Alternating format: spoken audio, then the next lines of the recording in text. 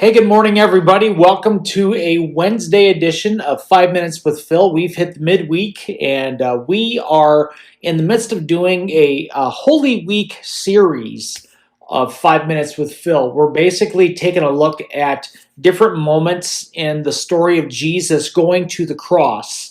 And today, I want to take us back to that garden that we started off on Monday. And this is when Jesus was getting arrested. Judas is leading the soldiers to arrest Jesus, and something takes place that is very interesting. And I want to share it with you. I'm actually going to show you two scriptures here today, okay? Let's go to the first one. Luke chapter 22, beginning in verse 49. Here's what it says. When Jesus' followers saw what was going to happen, they said, "Lord, should we strike with our swords?" And one of them struck the servant of the high priest, cutting off his right ear. But Jesus answered, "No more of this." And he touched the man's ear and healed him. Now, it's interesting what takes place here. The disciples asked Jesus, "Hey, Jesus, should we, go all out with our swords?"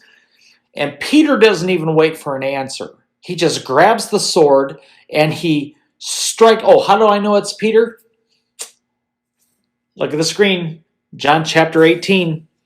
Same story. John just gives more detail. He says, "Then Simon Peter, who had a sword, drew it and struck the high priest's servant, cutting off his right ear. The servant's name was Malchus.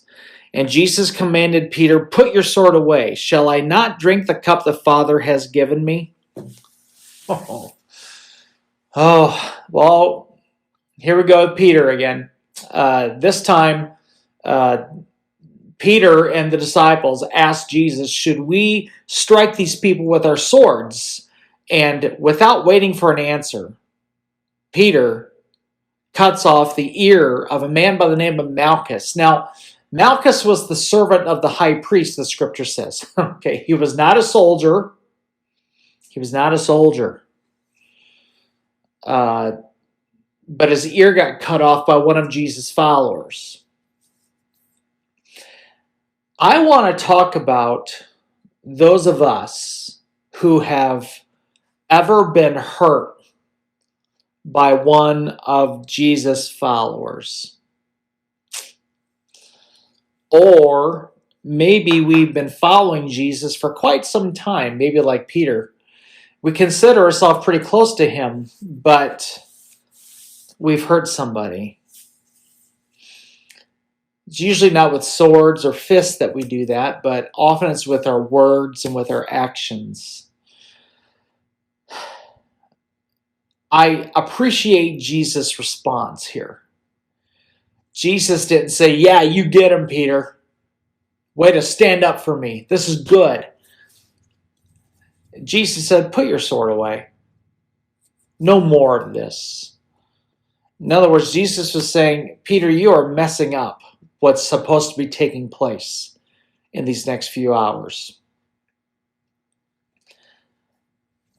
Christian, we tend to hurt other people when we take it upon ourselves to do what we think is right without waiting for an answer from Jesus. "Lord, shall we strike with our swords?" And then we're cutting people without even getting a response from the Lord.